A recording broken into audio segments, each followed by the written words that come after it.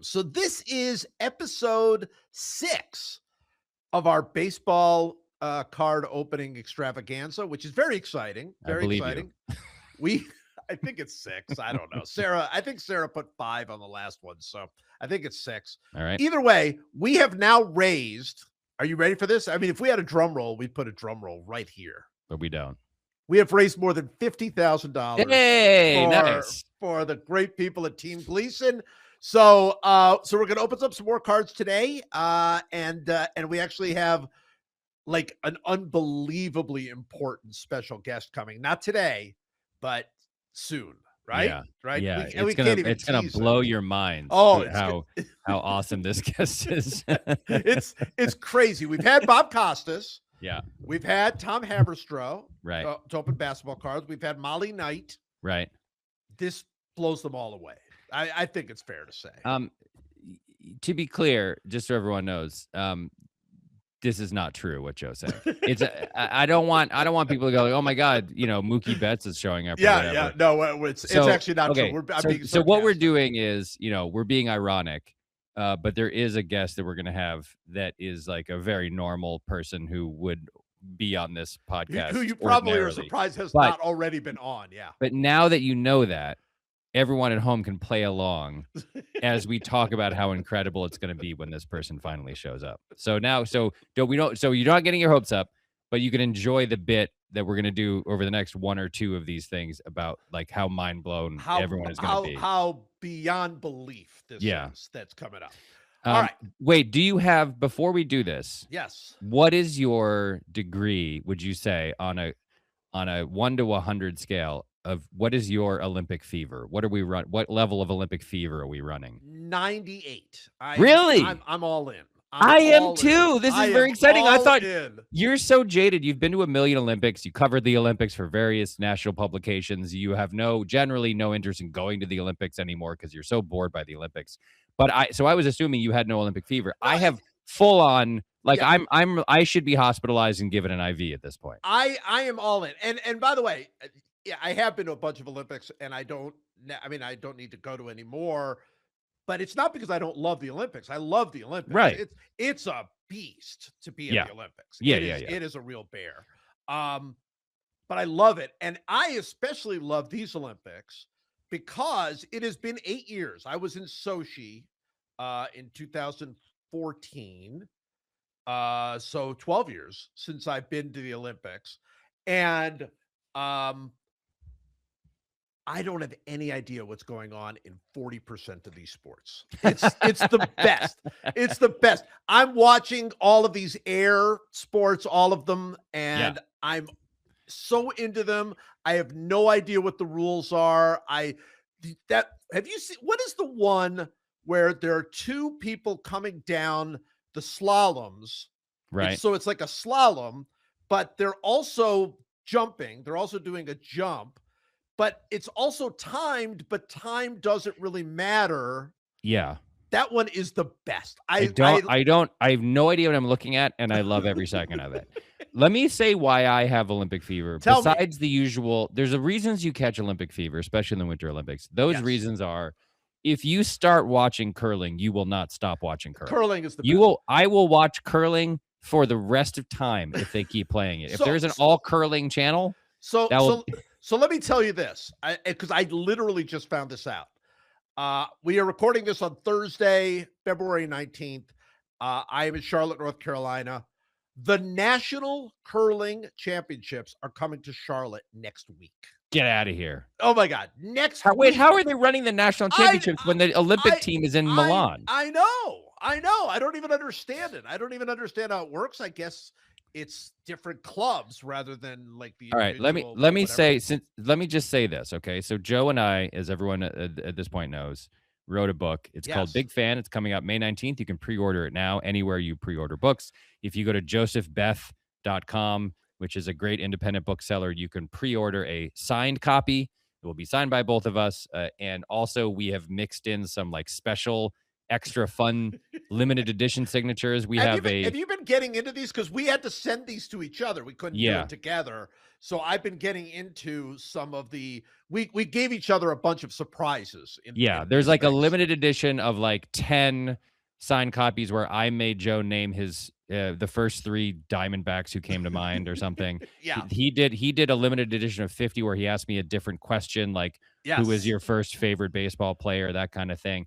But there's a limited edition of 10 that are also signed by Amy Poehler.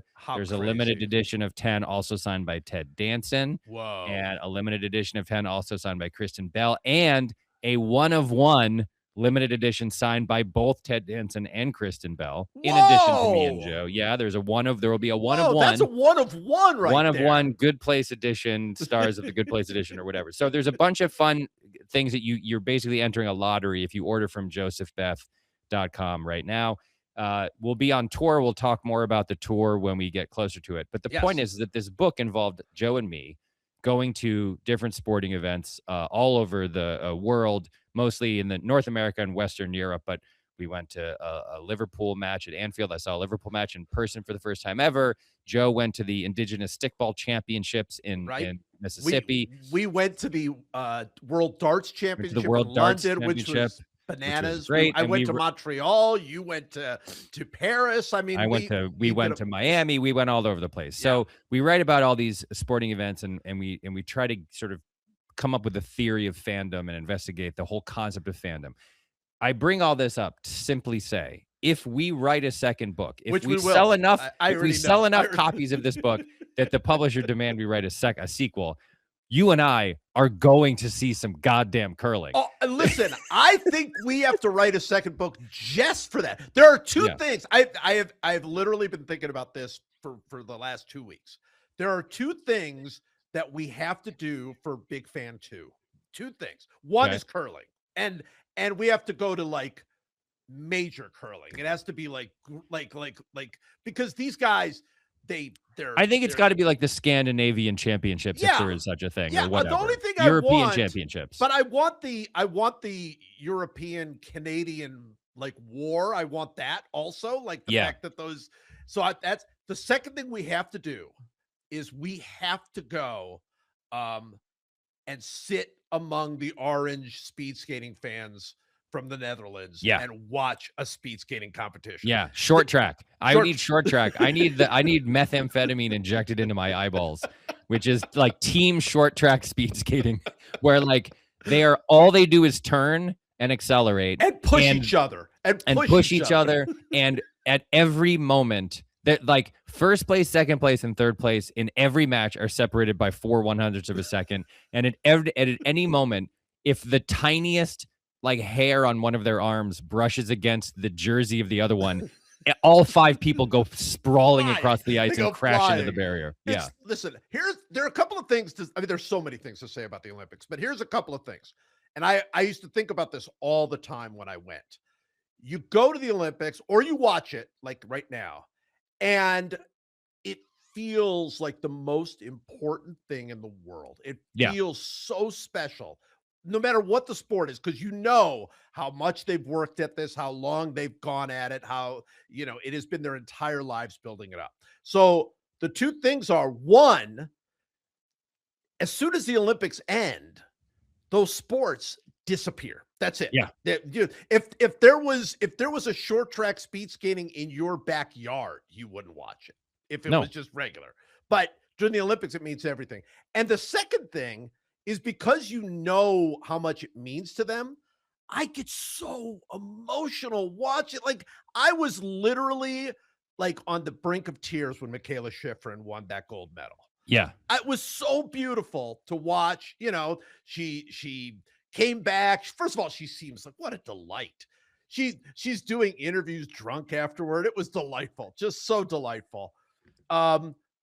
So, but you know how much it means to her, and that's like, how many times have you gotten emotional at these? Well, this is okay. So this is what I want to talk about. Okay, I tend to tear up at any athlete achieving something fantastic. Like nothing makes me cry faster than an athlete exploding into joy. Yeah. So in the last 24 hours, and mostly like in the last I don't know, 4 hours. Yeah. Here's what we've gotten, okay? Right.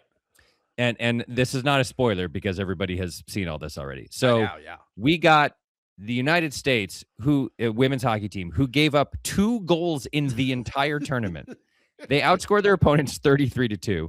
But now they get to the gold medal. This is what the gold medal game. This is what we're all waiting for. They play Canada. Of course. And on a line change, Megan Keller like makes one of the great like 2-line outlet passes you will ever see in hockey. From basically right in front of her own goal, or even behind her own goal, to Taylor Heisey to Megan Keller.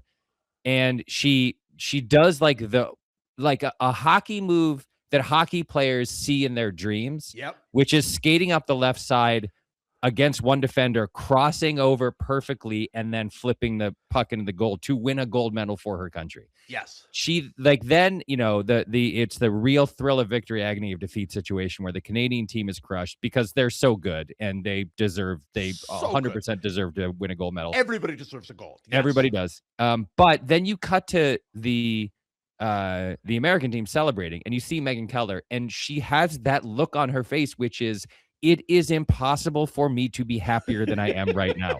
I scored the game-winning, gold medal-winning goal in overtime in the Olympics. That is the end. Like, may she have a long and happy life. She'll never replicate that. It doesn't matter. Like, and I don't say that as a criticism. I mean, she has achieved the ultimate sensation that a human being can have who is an athlete. So we got that. We also got Alyssa Liu winning gold medal in figure skating. First American to win a gold medal. In fact, first American to medal in like forever. Well, since Sarah Hughes, right? Isn't Sarah Hughes the last American to? It's 20-something years, right? I think it's Sarah Hughes, and I was there. I believe, unless I'm getting it wrong, which is possible, I believe Sarah Hughes won, and she was great. But every other skater fell down. Right. That was the year everybody fell. Right. Right. So Alyssa Liu, who had said I don't want to do this anymore, and it was like, I'll do it one more time, and then wins a gold medal. So she not only wins the gold medal by skating out of her mind, as she's coming off the ice, and the steady cam is pulling her backwards, she looks right into the camera and she screams, "That's what I'm effing talking about." Yes, in the happiest voice ever. With the widest smile you can have in your life. She knew she had it in that moment. Now, I love this for 2 reasons. One, the aforementioned, this is the pinnacle of my existence on earth, and I'm going to celebrate it. But 2 is the ways in which female athletes, specifically figure skaters, were expected to be avatars of a sort of bygone era classiness and like grace, and you were supposed to curtsy and bow in a womanly fashion. And that's not what athletes feel when they win gold medals. What they feel is, that's what I'm effing talking about. And seeing her yell that in that moment was so cathartic. I'm sure not. I mean, if it was cathartic for me, imagine how cathartic it is for generations of female athletes who were told that they had to behave in a certain way in the moment.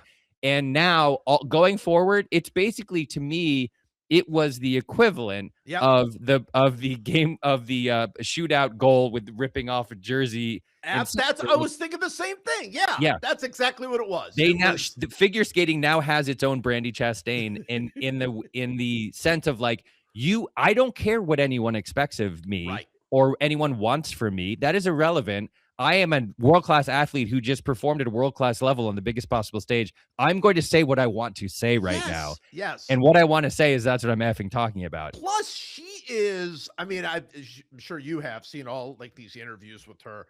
She is so awesome. So she goes out, she leaves, she quits because she's like, there's nothing left for me in this sport.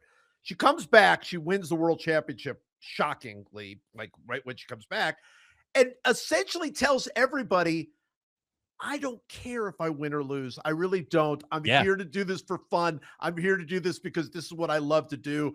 And every time anybody, any reporter or any other athlete tried to pin her down and say this is obviously, nope. She's like, I am just here. And then she goes out there and skates like that. I mean, okay, now perfect transition into my third Olympics fever moment from the last 24 hours, which is Eileen Gu. Awesome. So Eileen Gu is always referred to as the controversial Eileen Gu.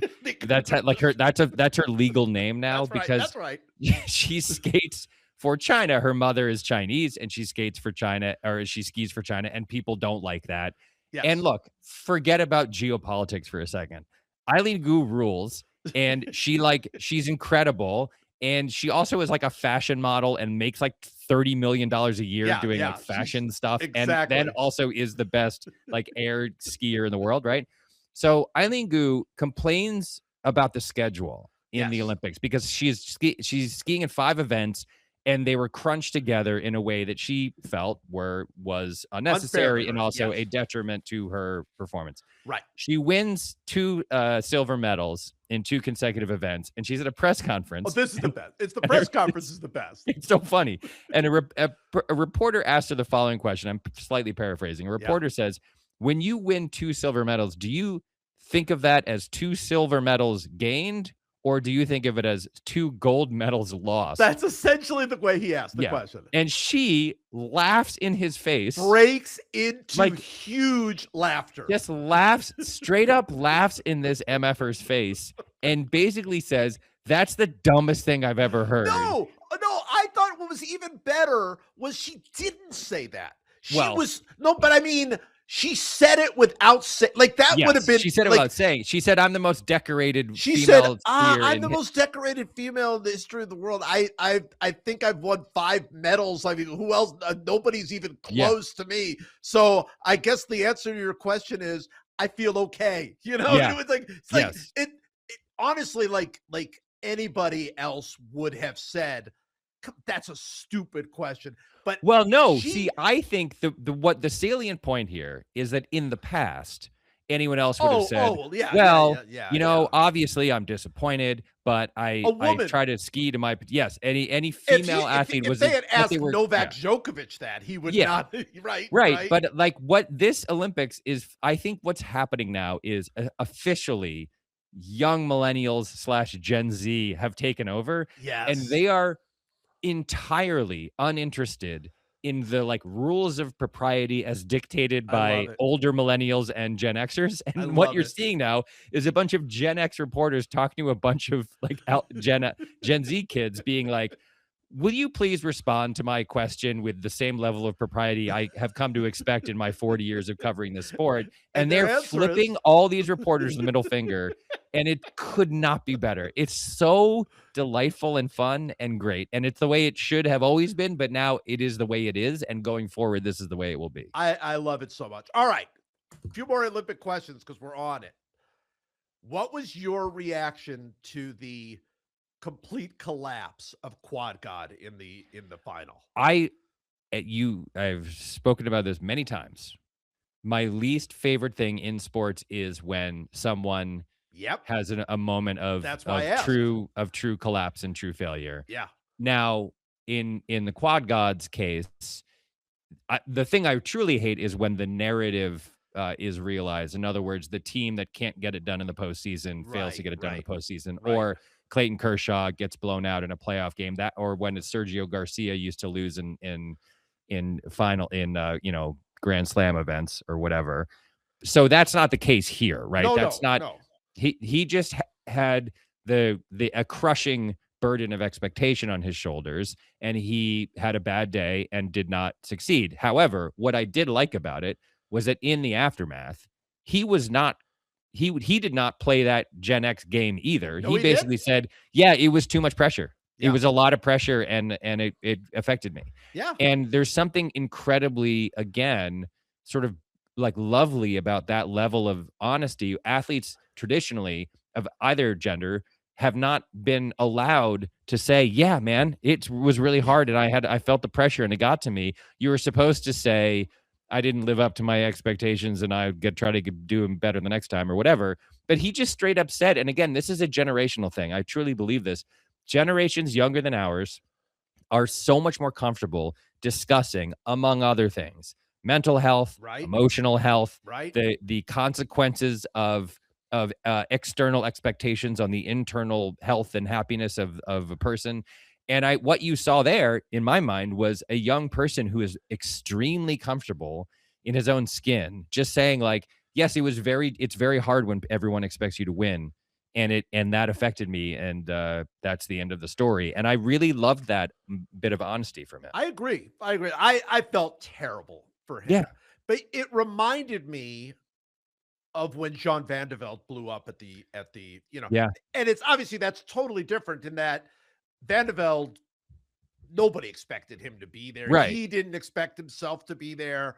The pressure got to him. This was Dan and Dave is what I thought of. Yeah. For those of you who remember Dan and Dave, where there was the two decathletes who were expected to like compete for the gold at the Olympics, and they made a huge ad campaign leading up to the Olympics. Yes, huge. It was like, is it going to be Dan or is it going to be Dave? And then one of them, I forget which one, Dave didn't qualify.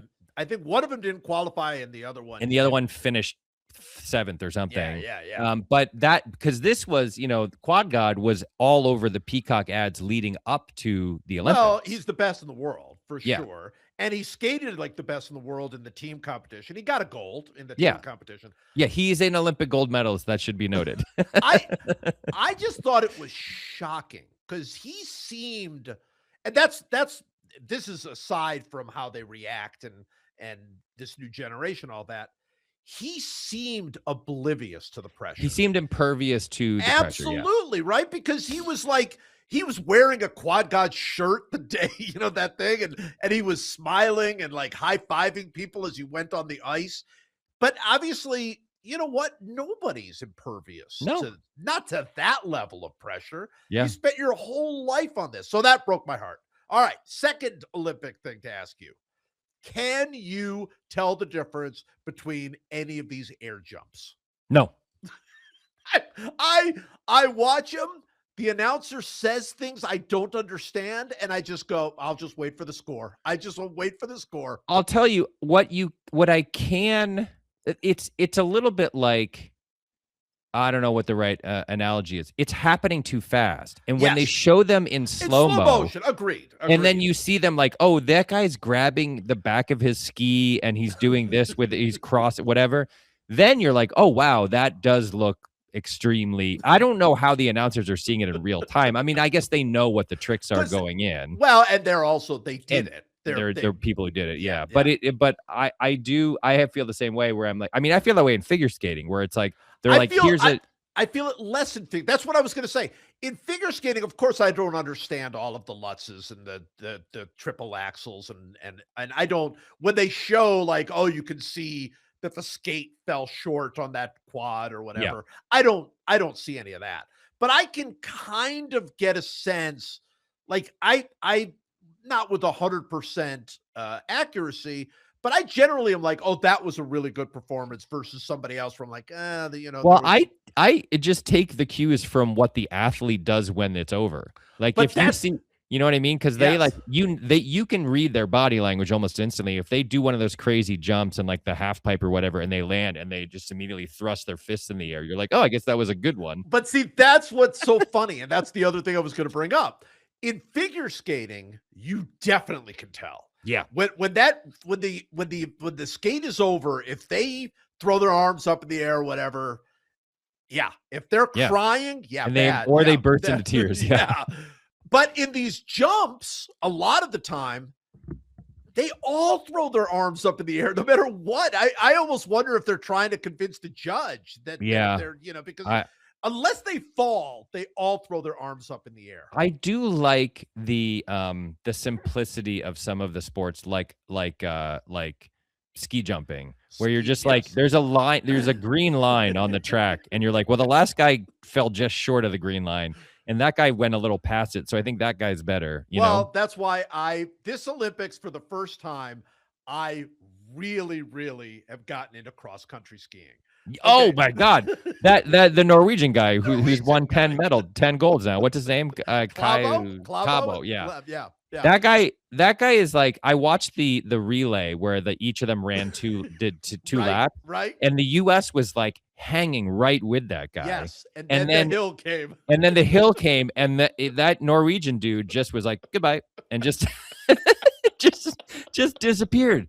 And the U.S. won in like their best time ever, I think, and then collapsed and were jumping up and down. And you realized, oh, they knew that they didn't have a chance either. Like silver is gold when you're against like the greatest cross country skier who's ever lived. That guy, I mean, based on I've been cross country skiing one time, so I don't ski, but I've been there one time and I realized how physically draining it is. Oh my God. Just to go anywhere, right? Just to move 2 feet.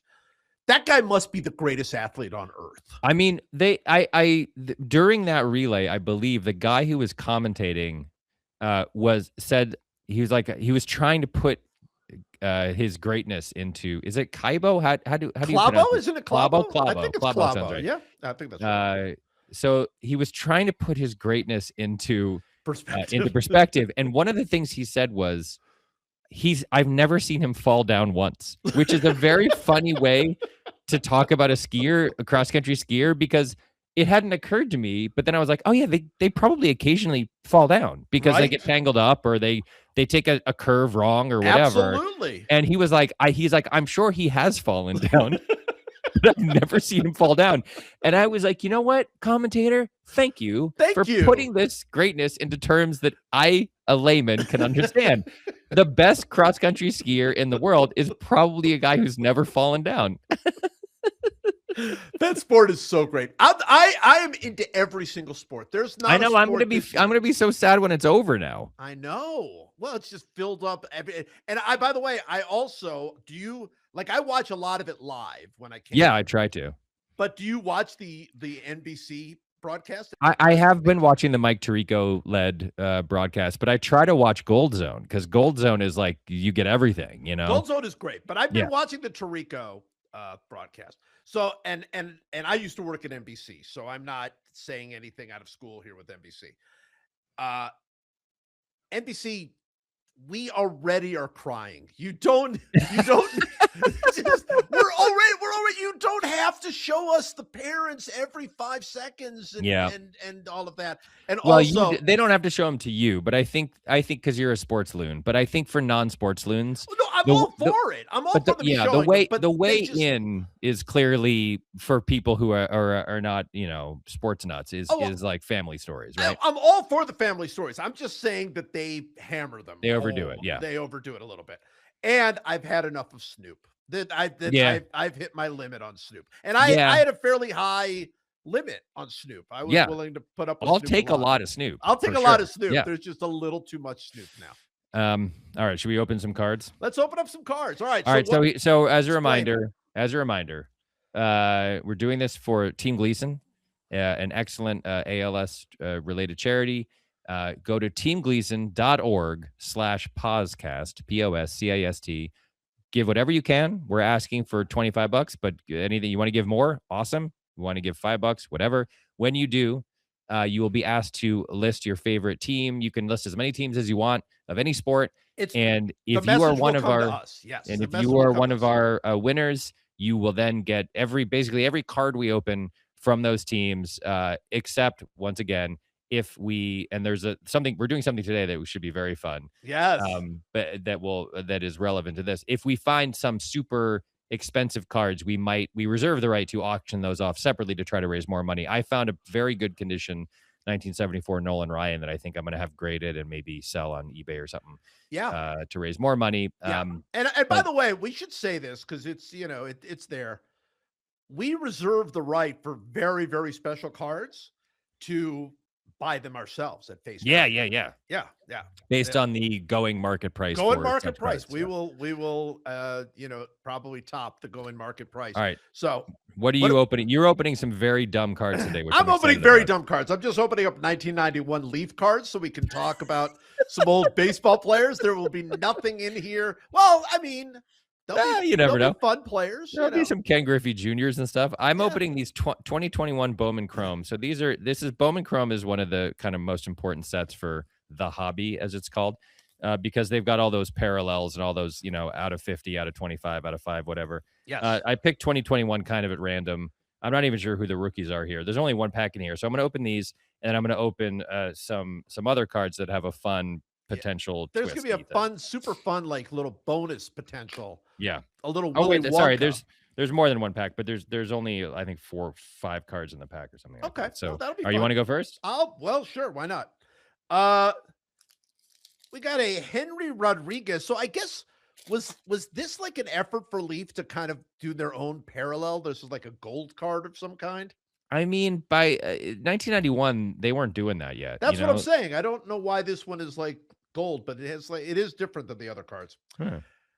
Jim Deshaies. What are your favorites, Jim Deshaies? One of my favorites. I'll tell the story again. Jim Deshaies.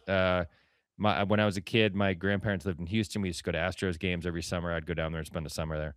And we got tickets to an Astros game because Nolan Ryan was pitching, and they had a special giveaway, which was a giant foam K that we could everybody would hold up when Nolan Ryan struck someone out.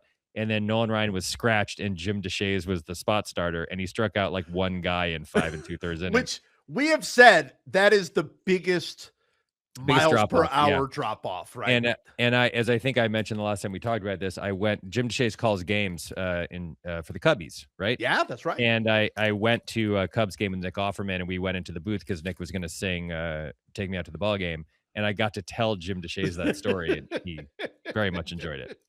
He did. Yeah. Here's Casey Kendall. We've talked about Casey Kendall.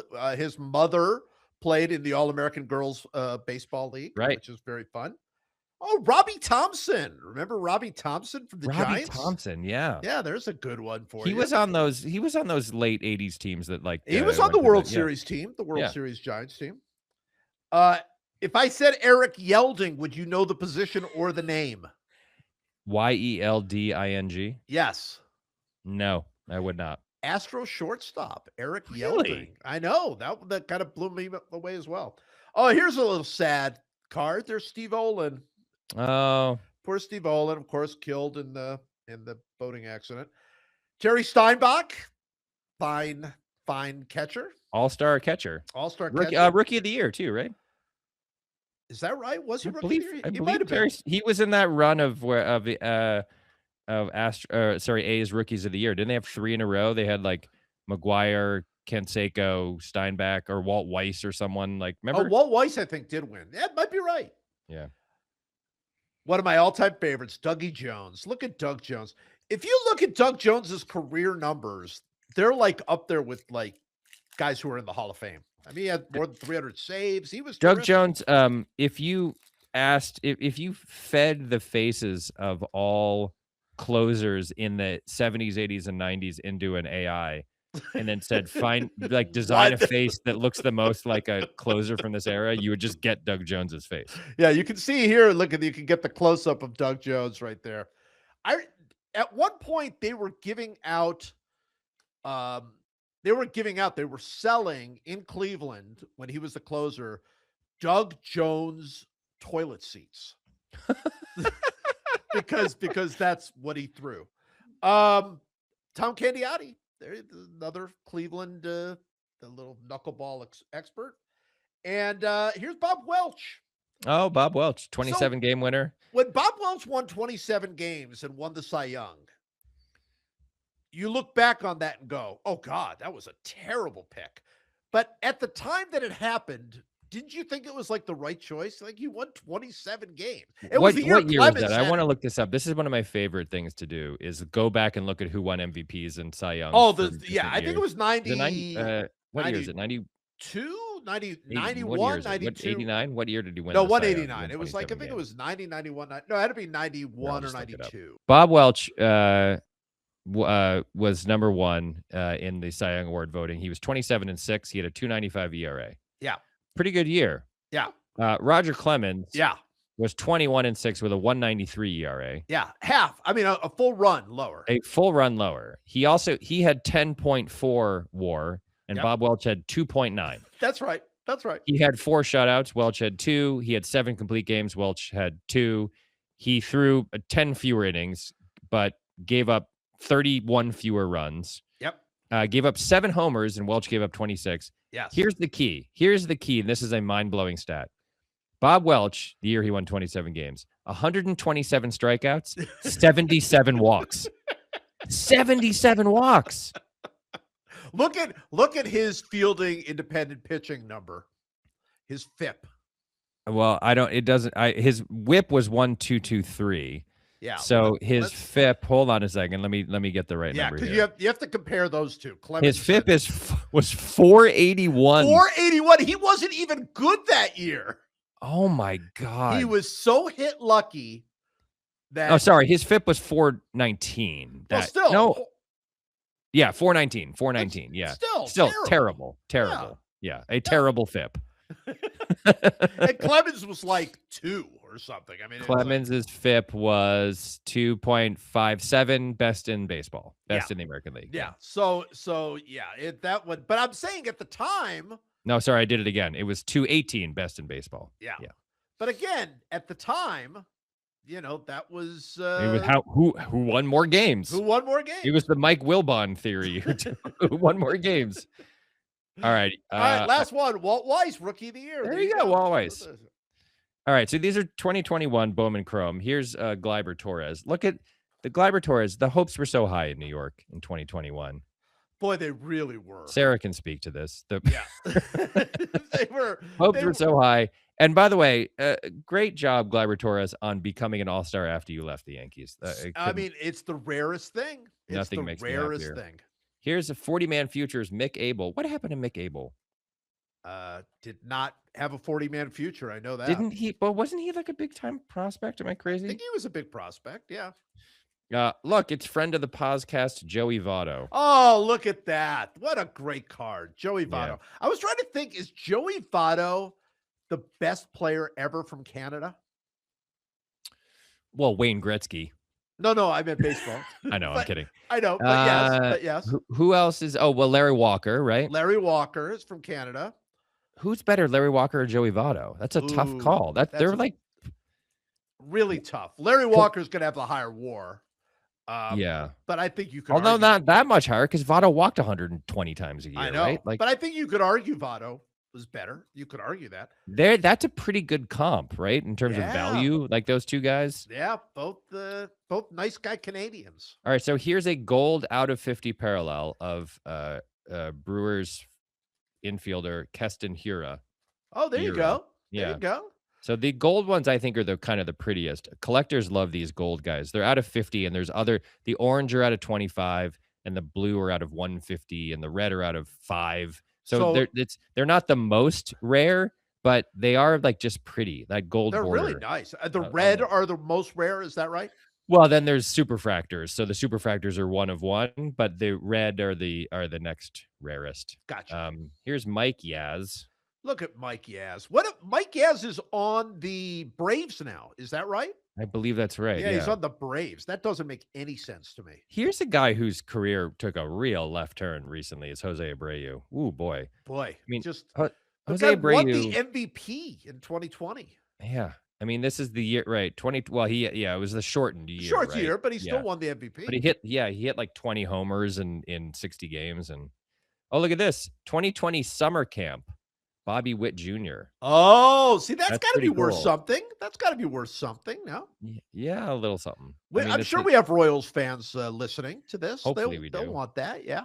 And then a guy who has one of my favorite rhyming names in the history of baseball, JJ Bleday.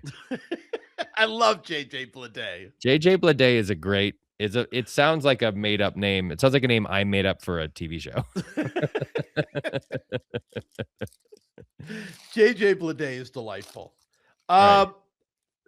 I always liked Daryl Boston because he was like not Daryl Strawberry. Like that was it was just almost Daryl Strawberry. All right. So this is going to be we'll do this throughout. The ask Mike if this is a great name question. Okay. Great. Yep. I've always kind of thought this is a great name, but I'm not sure I'm right. Junior Noboa. Oh, yeah. Junior Noboa. Junior Noboa. I like it. I think it's a good name, right? That's a good name. I will also say, by the way, Daryl Boston is a great name. Well, you love names with cities and states. I right? love every name where the last name is a city. I think they're the coolest names. Joe Montana is the coolest name ever for anyone ever, right? And in Dune, there's a character named Duncan Idaho, obviously a state, not a city. Think that name is awesome. I love Daryl it. Boston's a great name. It's a great name. Anyone whose last name How about Reggie Cleveland? Is that a Reggie great Cleveland's a great, amazing name. Like anyone whose last name is a geographical location, I think is just automatically a whole level cooler than I like that. Yeah. Yeah, I agree with that. All Here's right. Larry Walker, the great Canadian right there. Look at There you that. go. In the Expos, oh, I miss those unis. Look at those. Such those blue unis that are red, white, and blue overall, and the hat, the 3-colored hat. Oh, so great. just Such the best.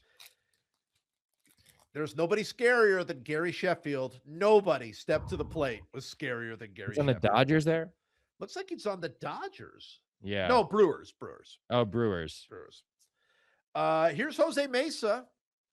Went from hero to zero in that World Series. Yeah, man. That was brutal. Okay, great name or not great name? Mike Devereaux. Oh, great name. Great name, right? Any EAUX at the end. Anything like that is gonna win my heart. Here's Kirk Gibson. I guess on the Royals. This is Kirk Gibson on the Royals. So which is not a period of time I remember very well. That is not okay in my brain anymore. All right, last one in this pack for great name or not great name, and this is one we'll have to go to friend of the from the podcast, Dante Bichette. Oh, of course. Megan Amram, friend of the podcast, Megan Amram, once many years ago asked me to tell her one thing about baseball, just so she could have something to talk about. Yes. When we talk about baseball in the writer's room. And I was like, all right, there was a guy named Dante Bichette who played for the, Rockies and Red Sox and other teams. And he was a pretty good power hitter. And so the joke would be that I would say, like, whenever we, like Alan Yang or whoever and I were, Matt Murray, were talking about baseball in the room, she would go, yes, Dante Bichette. Excellent, Dante Bichette.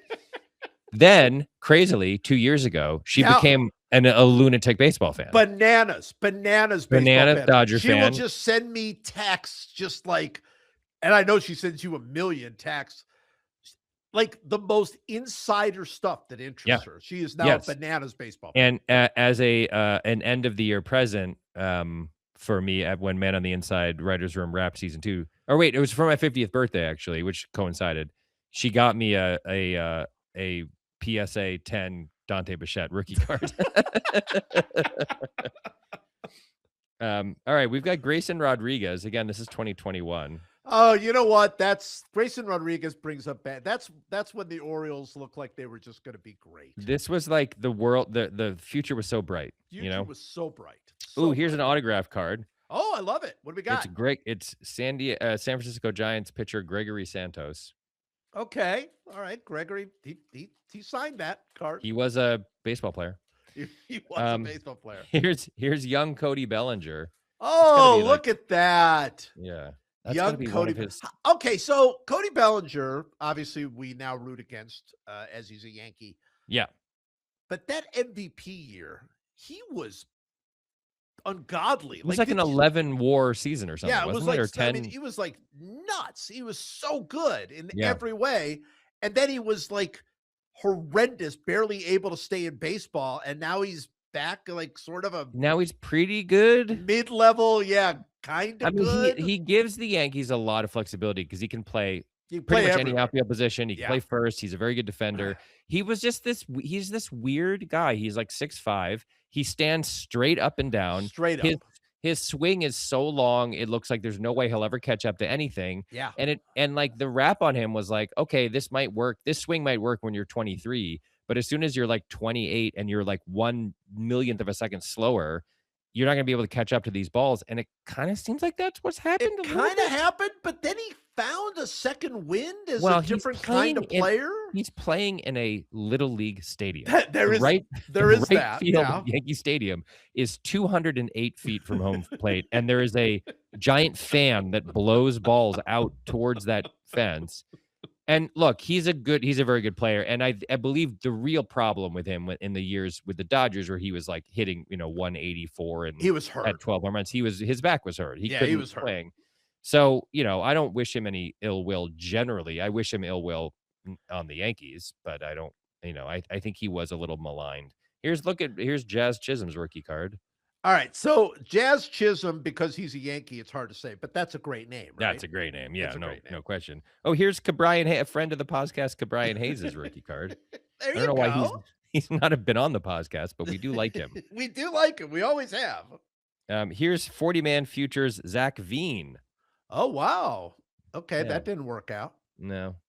It didn't totally not work out. No, I mean, look, I say that. That's actually not fair. You make it to the big leagues. It worked out. It worked out. Yeah. Here's Christian Javier. Where did he end up? Is he back? He's not back on the Astros, right? He went somewhere else. Where did he go? He did go somewhere else. Where did Christian Javier go? I'm actually not sure. I want to say I will look it up.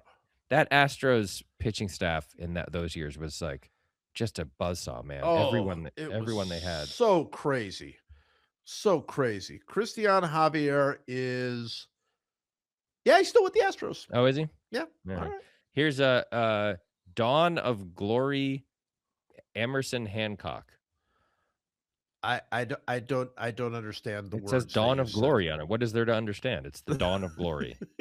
I'm completely baffled by what you're saying. How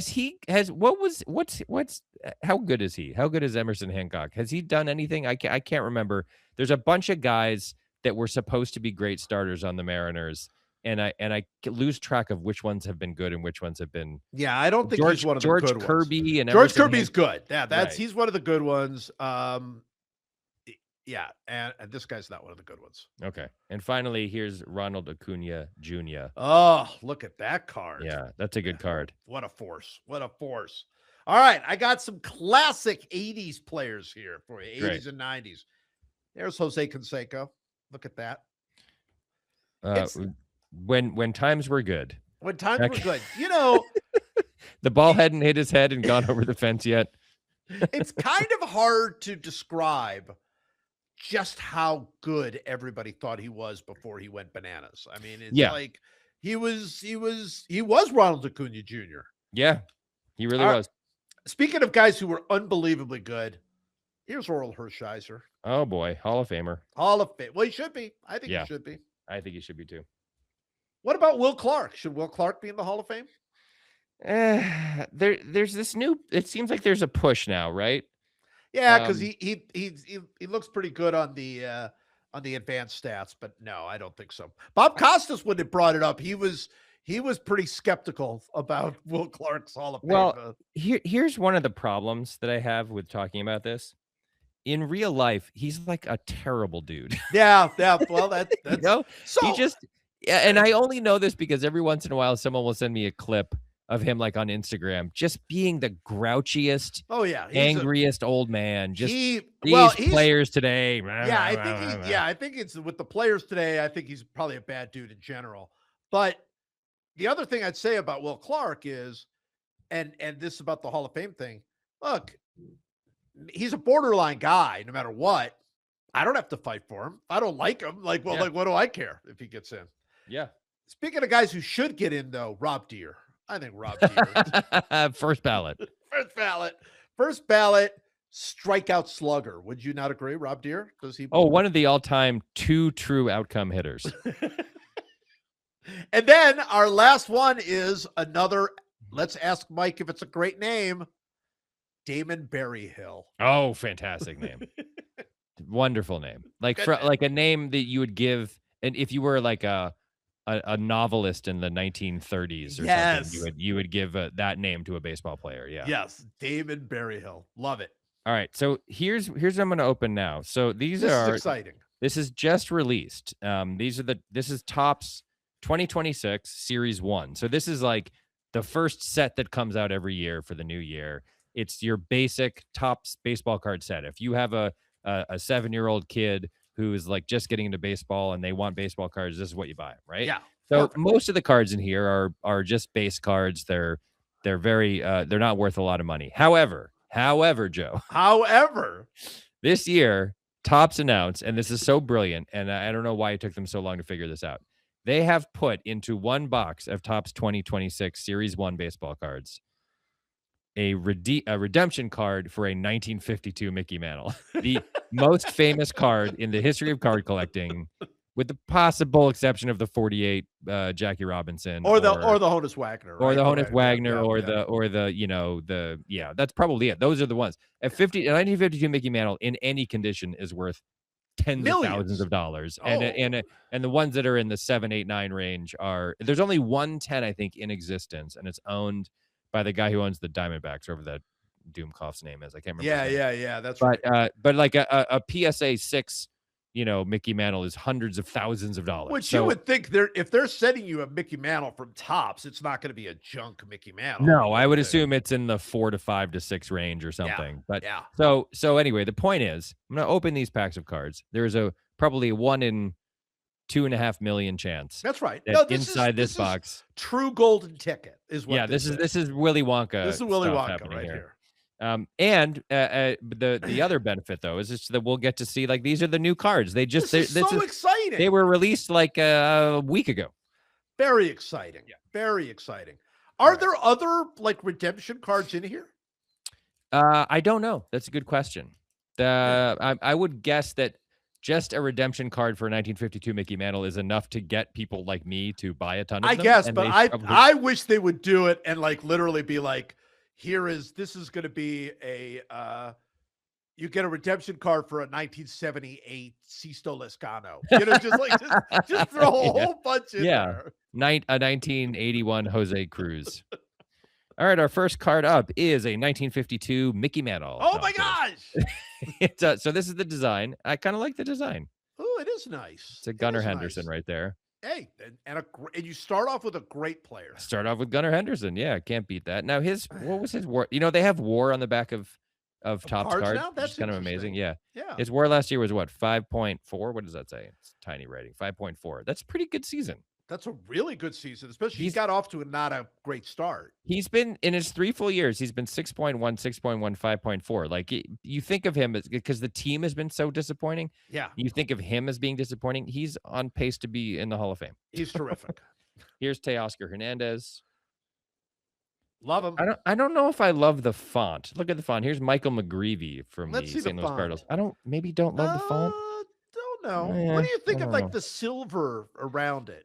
Well, that's pretty standard for these Series 1 cards are usually kind of straightforward. Like, they don't do a ton to kind of like jazz them up.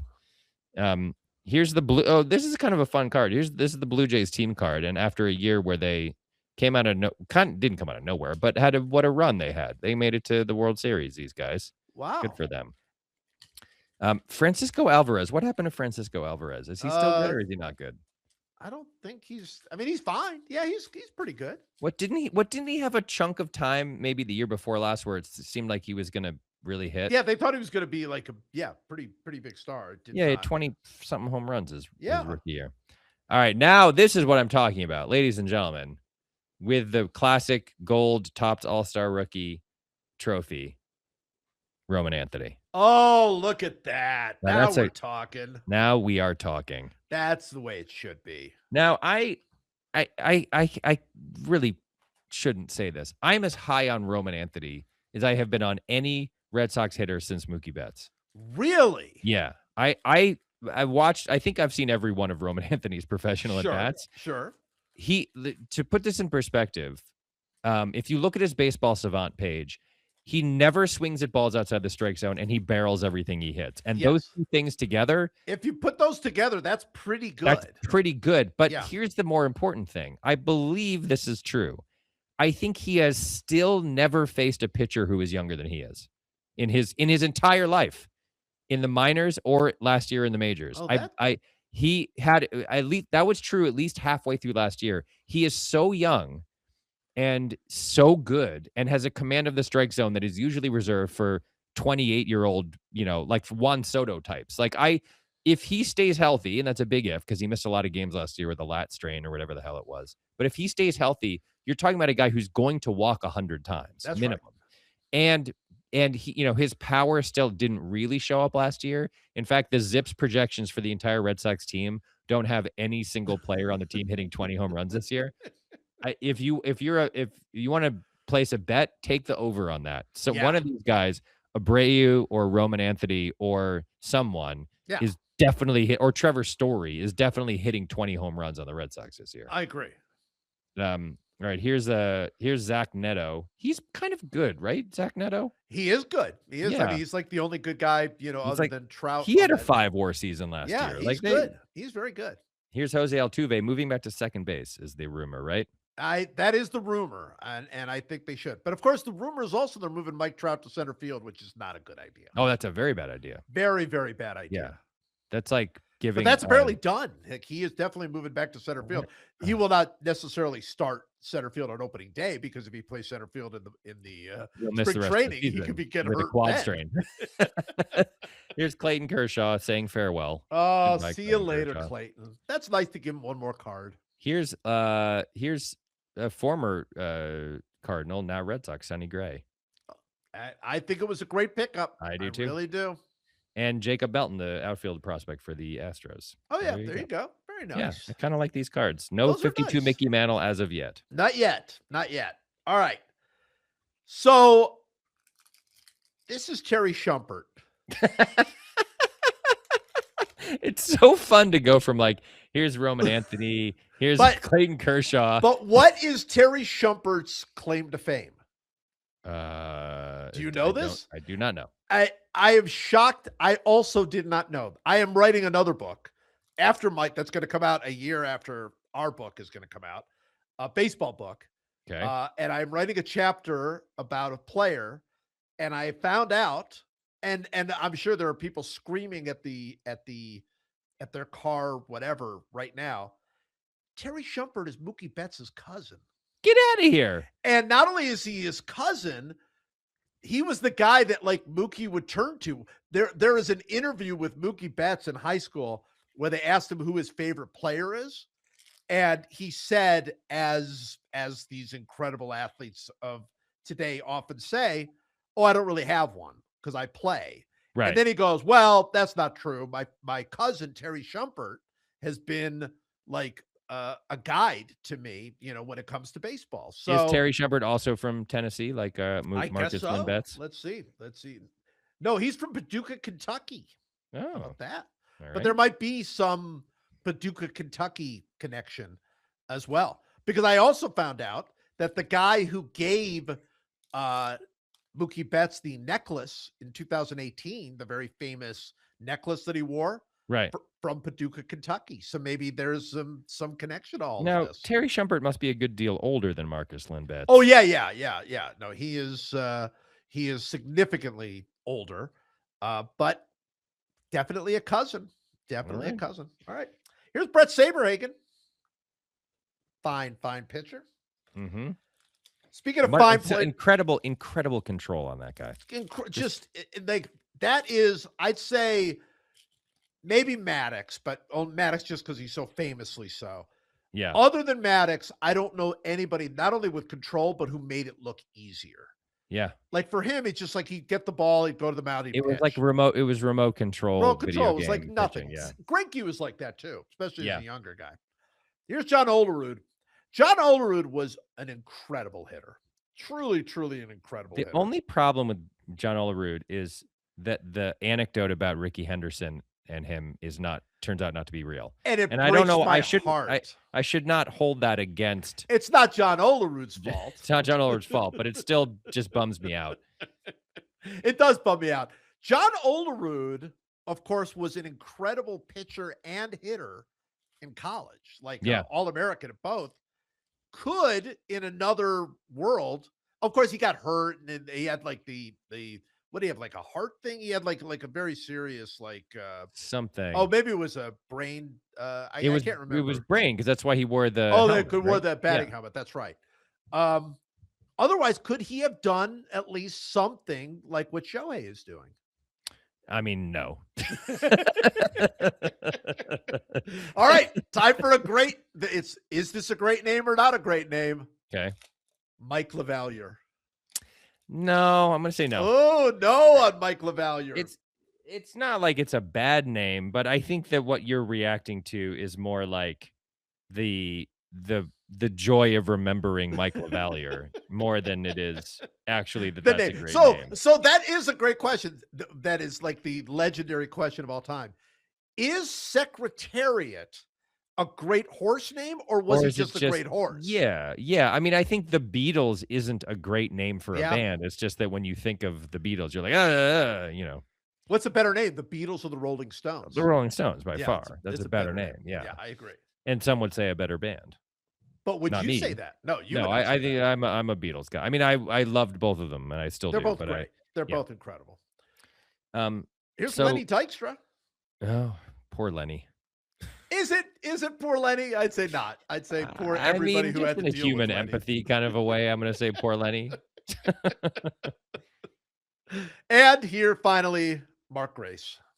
Oh, there you go. There you go. There's a good fine So hitter. these boxes of Topps Series 1 come with these little packs of 4 cards of these kind of flashy Oh, parallel things. very nice. Very Yeah, flashy. and the Are they throwback. numbered or? No, they're just throwbacks to different designs from previous years. So you get Randy Johnson. Here's Nolan Ryan. Oh, nice. They could be numbered, but they're not. And then I bring this up because they have a current player who I believe is a great name, which is Warming Bernabel. Oh, Warming Bernabel. Very good name. Yeah, Warming Bernabel. You can't beat. And here's Scooble. That's a cool card. Look at that. That is a really cool card. See the like refractor refractor thing there. Yeah.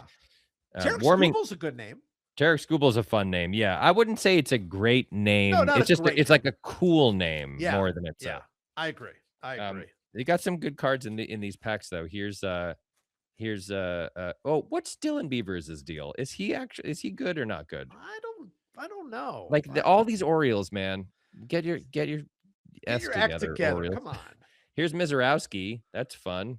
Rookie card. I think he's going to be good, but I don't know. Mizorowski? Yeah. Oh, he's great. Well, I think so, but we don't know. He is one of those dudes though who's like, he's like 6'1", 148 pounds. He's a Chris Sale type. Right. And that always worries me a little bit of the strain. He throws 125 miles an hour. He so hard. Yeah. Yeah. Here's a good name. Sawyer Gibson Long. Oh, I like the three. I always, I love hyphens, man. Hyphens are great. Half of the names I've given to characters on TV shows have hyphens just because it's an opportunity for another name. Here's Joe Posnanski's 2023 MVP candidate, Trey Turner. Yes, that's right. That when it was? You were like, that 2023. That's not. It was his first year on the Phillies. Yeah. I was like convinced. Yeah. And then he went in the tank. He was terrible. And then remember that guy, like that Philly fan, like said to all the fans, like, let's cheer for him. Yeah. Here's Trout, center fielder for the Anaheim Angels. Trout. Yeah. Here's Willie Adames. What the hell happened there, man? Is it that stadium? Does that stadium just murder hitters who aren't Barry Bonds or something? I think so. Because I mean, Devers didn't hit badly when he went there, but he didn't hit. He was 80 OPS points lower than. Yeah. No, that ballpark, nobody wants. There is a talk, like, everybody always is like, oh, they finished second in all of these big free agent races. Well, there is talk that no hitter wants to go there. Yeah. Yeah. If you're Aaron Judge, why are you going to a place that suppresses home run power like that? Oh, here's Yamamoto. Oh, nice. That's a cool. What a postseason, man. What a postseason. Incredible. Incredible. Him and Sasaki, like to show up there in their first postseasons and just dominate like that was just against them. I mean, really Sasaki was great, but Sasaki was like they throwing an inning a night. Yeah. Right. Yeah. They asked him to play a different role. This guy is like breaks the game. Nobody completes games anymore. And they're just like, we'll just leave him out there. 8-9 innings every night. It was incredible. Here's Bregman. Farewell, Alex Bregman. I suppose I wish you well. Oh, wow. A little harsh. A little harsh. Yeah. Well, this is cool. So these this set, this Topps Series 1, they have this inserts called profiles. And the idea, remember, we opened basketball cards with Tom Haberstroh a couple of years ago from like I think it was I can't remember, the 1990 set or something. And they had like scouting profiles from Michael Jordan. Remember that? Yeah. And on the back was like Michael Jordan's scouting profile. So they're doing the same thing. and Ken Griffey Jr. is the one doing the profiles. Oh, So nice. here's Jackie Robinson with a scouting Oh, profile, or a wow. profile by Ken Griffey Jr. So what Ken Griffey Jr. writes is, without Jackie, there's no me. He didn't just change the game, he changed the world. Now, that's 100% It's accurate. so true. I don't know that we needed Ken Griffey Jr. to say that. Like I kind of would prefer it if it were like, here's what made his swing so, or here's what made his first step Yeah, when he was what stealing so good or what it whatever. is, it's like I think you and I have had this conversation before where like you'll be watching, it's usually this is particularly true in football, where they'll be like, "Okay, give us a scouting report of this game between the Bengals and the Lions." And the scouting report will be something like Bengals hungry to win. And it's like, Yeah, or that's like, not a scouting report. or it's like, what's the strategy here? And it's like, score early, play Score tough well, defense. uh, so I mean, if you're gonna give a scouting report of Jackie, how about like keep him off the base pass? He might steal a base on Yeah, you. pitch him carefully. I don't Yeah, know. exactly. All right. Here's Danny Tartable. Remember Danny Tartable? Huge power, that guy. Huge power. Huge power. Here's the Goose Gossage when he All was right. with the Rangers late in his career. Talk about crotchety old timers, man. My Oh, goodness. all time. Hall of Fame crotchety old guy. Should we put Goose Gossage and Will Clark in a room together and just say And two Jack go in one? Morris.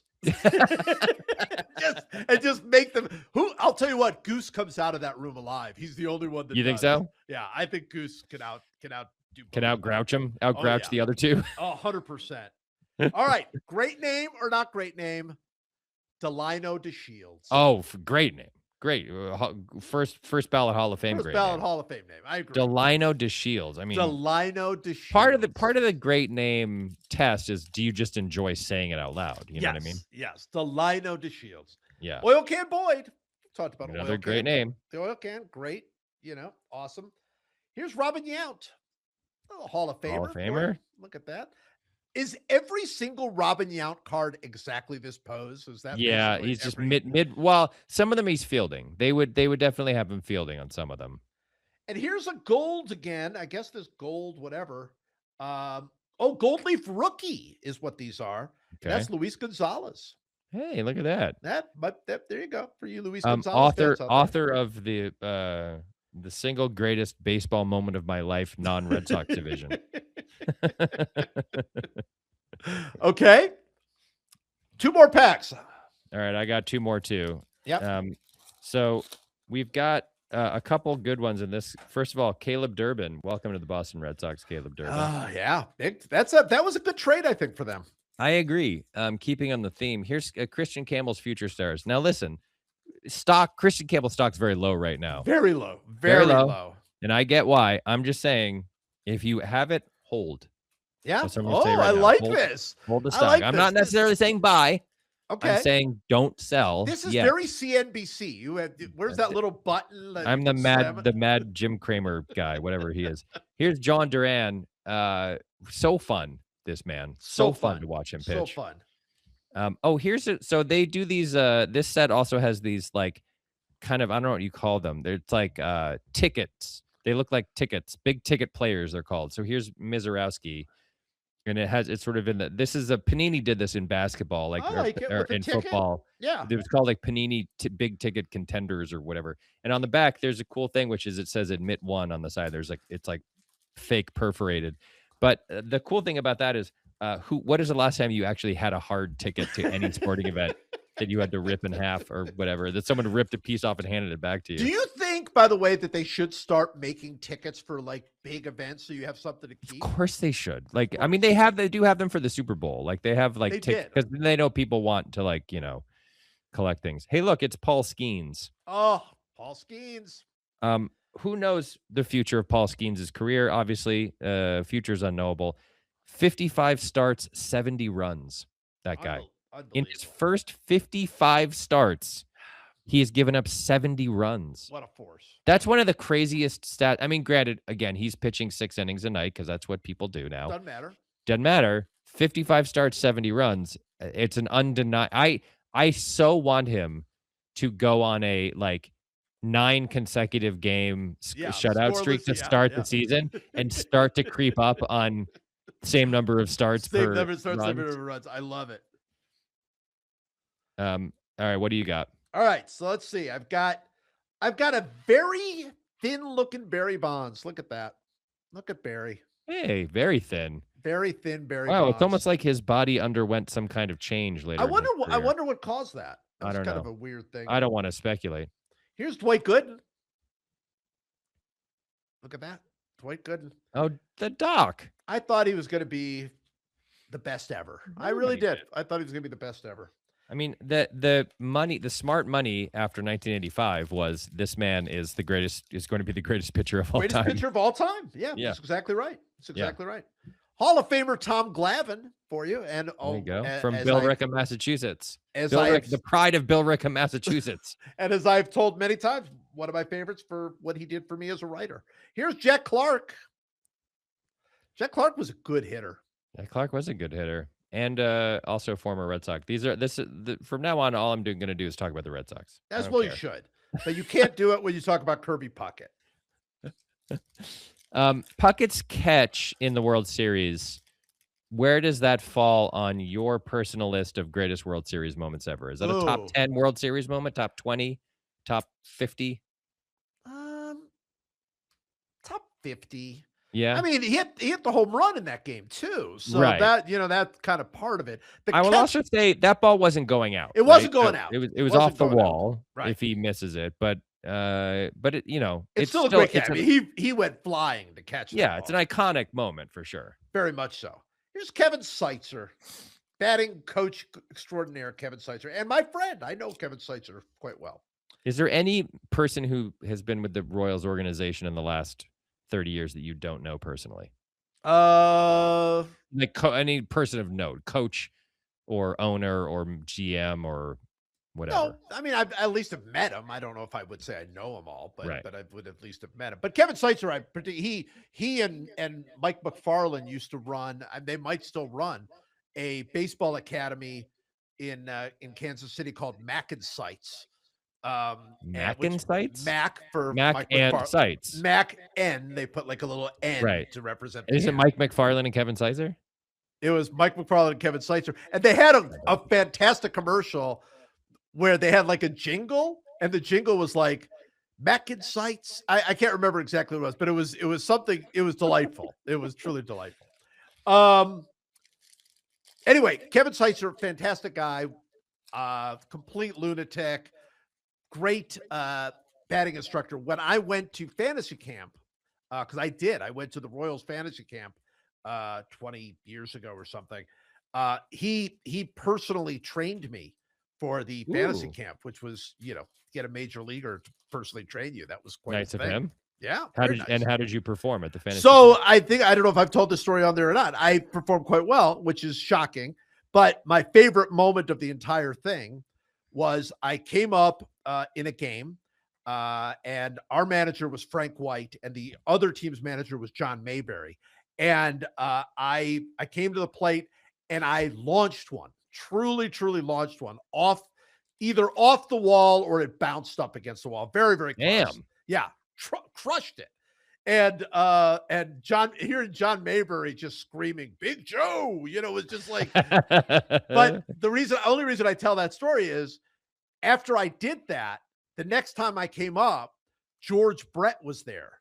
And he's like, "I heard there's a hitter down here. I had to come see the hitter." Oh, no. Strikeout looking. Absolute strikeout looking. Of course you do. That pitch was outside.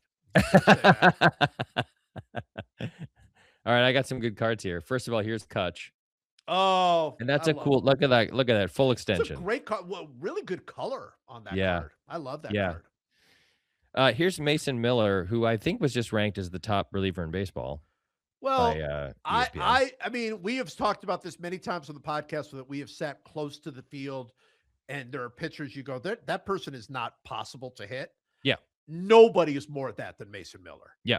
It is not possible to hit him. I have no I idea. will say though, there was a thing going around the internet the other day about it was one of those 4-pitch overlays where you see a guy, it's like, 4 different pitches, Right. and Right. they 4 versions of him overlaid, and then You so want to see the slot. it's Skeens, and halfway to the plate, the 4 balls are in the exact same area. Right? Wow. It's like Yeah. right there, and then one of them goes whoop up to the left, one of them goes whoop up to the right, one of them goes down to the right, and one of them goes down to the left, and you're like, well, that's how you know that no one will ever. The only people who get hits off Mason Miller and Paul Skeens and people like that are people who are like, I'm just gonna guess I'm change guessing. up. I'm totally Guess guessing. change up. I'm gonna guess Exactly. fastball, and I'll swing, and hopefully something will happen. Another name for the last names are places. Jonathan India, great name. Oh, great name. Great name. Here are your American League RBI leaders from last year. Can you name all 3 American League RBI leaders? Who are they? Last year? Yeah. Let's see. Major League or just you said American League. Oh, specific. So Judge. 2025 American League. Judge is number 2 with 114. Yeah, Judge did. Oh, he had 114. Yeah. Wait, did Vinny Pasquantino squeeze in there? 113. He's number 3. Incredible. I thought for sure that was going to be the one no one would get. No, because I was just looking, going how shocked I was that he had 100 that many RBI. And when you said that Judge had 114, I'm like, wait, Vinny Pasquantino. Vinny Pasquantino, big dumper, number 1, 125. Yes, yeah. And then Judge 114, and Vinny Pasquantino, number 3. That's pretty wild. They are saying with the outfield fences coming in Kansas City that could add some power specifically to Vinny Pasquantino. I mean, everyone's talking about it. I hope so. I hope like so. The number 1 topic. It's like it's trending right now on X. I heard it was between that and the Olympics. Those are the 2 top trending topics. Here's Marcelo Meyer. Hold your stock, people. Hold. Don't sell. Wait, now you're not even a soft buy on Marcelo Meyer? I'm a soft buy, yeah, because I think he's going to start the season. Yeah. He got hurt last year and was never really allowed to settle in. But I think he's a soft buy. Christian Campbell is a hold. Christian Campbell's a hold. Roman Anthony is a strong buy. Buy. Marcelo Meyer is a soft buy. Okay. Yeah. Here's Josh Young. So this is a gold parallel. So in these Series 1 sets, they do these gold parallels, and the number made is the number of the year. So this is out of 2026. So it's not like super rare or anything. But Josh Young, it's a still cool nice. card. Yeah. Here's PCA horizontal, as he should be. It should be a law that every Pete Crow Armstrong card should be horizontal, and he should either be diving into a base or he should be diving to catch a ball. That should be an act of Congress should require that. Speaking of soft buys, here's Cedane Rafaela. I believe pictured here after his walk-off homer in one of the most exciting Red Sox wins of the year last year. Yes. In their green alt uniforms, their green monster uniforms. He is going to start, I believe, unless people have lost their minds in the Red Sox organization, he's going to start every day in center field. And he is, I believe, the best defensive center fielder in baseball. I think he is too. Yeah. I mean, Pete Crow is pretty good. Pete Crow's, it's one of those 2 guys. Those are your 2 options. Here's Tatis. Tatis heading for either the Hall of Fame or an all-time crash out. What or both at the same time. Here's the guy we talked about recently, Dylan Cruz. Still says future stars because he's still so young.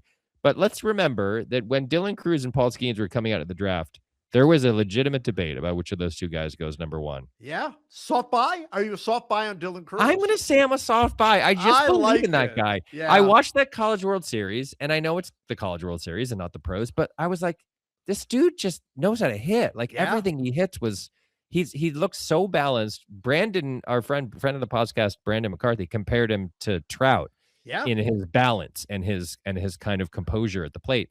And I was like, yeah, that is the comp when you from a relative layman's standpoint. And so I'm going to say I'm a soft buy. I like it. Here's Vladdy Jr. What do you think of the Blue Jays red unis? Don't like them.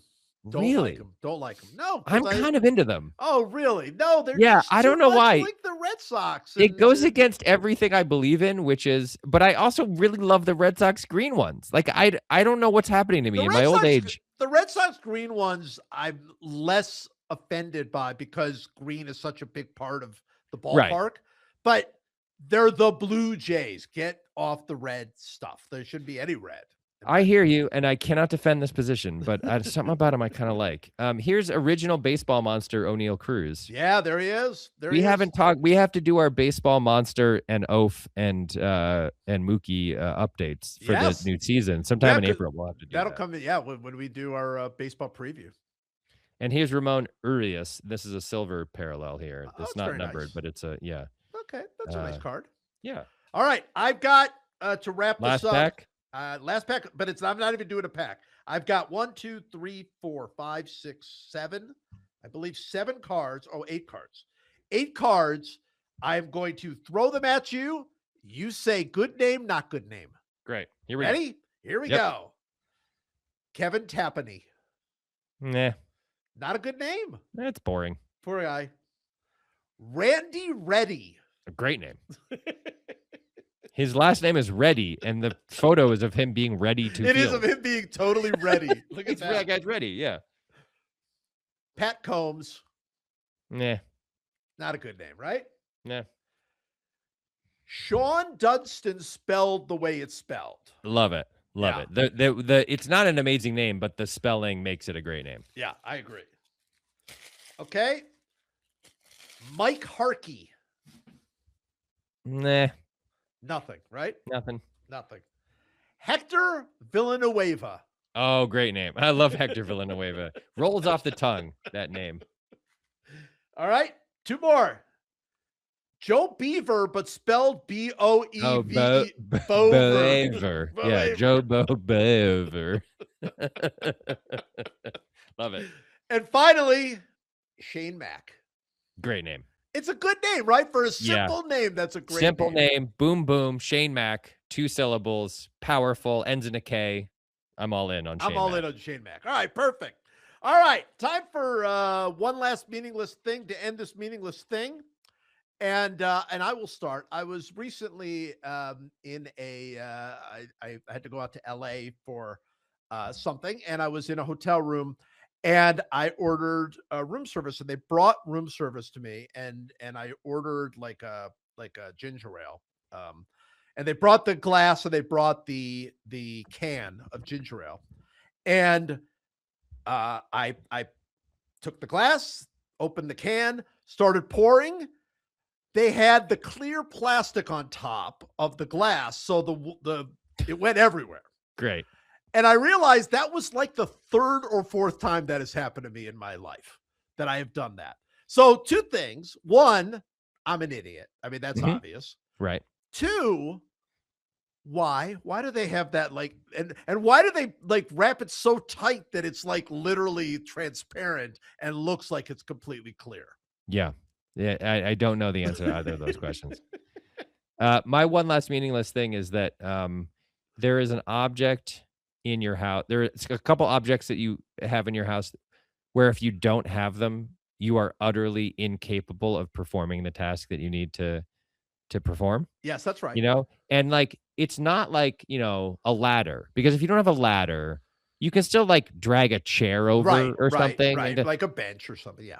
Yes, but I've identified 2 items that you have in your house that if you don't have them, you're just dead. There is no replacement for Yes. these. Yeah, okay. And one of them, and it's not always the case, one of them is scissors, because sometimes you can take a knife and kind of open a package or whatever. Yeah. But scissors usually make the thing that you need to do easy. And if you don't have them, it's much harder. You can't cut a piece of paper in half with a knife, right? Right.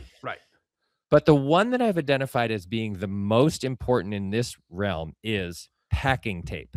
Oh. If you don't have packing tape, and by that I mean a roll of tape where you stick it on and then you drag it across and then it has the built-in thingy where you cut it off.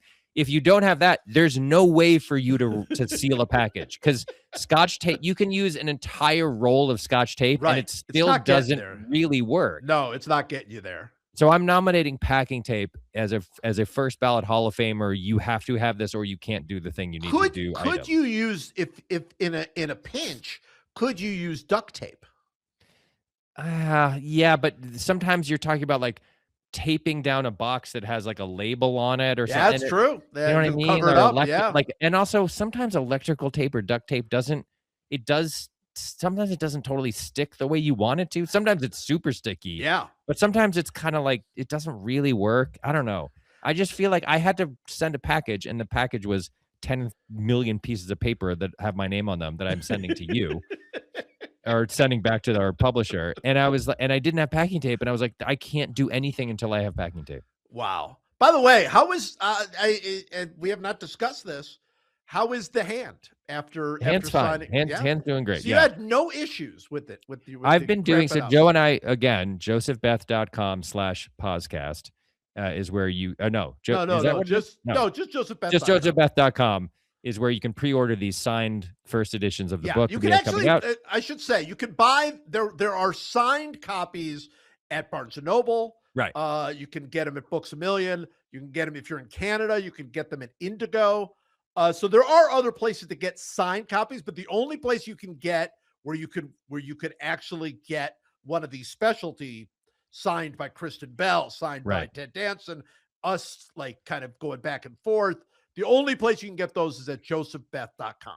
Right. So we and in order to have these pre-sold editions, we have to sign these tipped-in sheets that they're thousands and thousands and thousands. I think there's 9,600 of them total. And what I've been doing is I've been doing like 200 a day. Yeah. And so my hand doesn't cramp up or whatever. And I'm like 80% of the way done. Wow, that's awesome. I'm in the home stretch, and I had to do more the first time. Because I sent you 3 boxes. You sent me 3 boxes, and I sent you 2. So now I have your 3, and I'm done with 2 of them, and I'm into the 3rd. Oh, nice. I'm only halfway done with the first box. So we've got, but we got to get those in. But those will be available in various places. But we really would encourage you to go to Joseph Beth if you want to be a part of our special giveaways. And yeah, that's coming out May 19th. May 19th. I am actually, we joke about it a lot, but I am super excited for this book to come out. Yeah, it's going to be fun. It's going to really be fun. We're going to have a little tour. We might come see you. So that'll be really fun. All right. So that's it. Mike, as always, thank you. Thanks for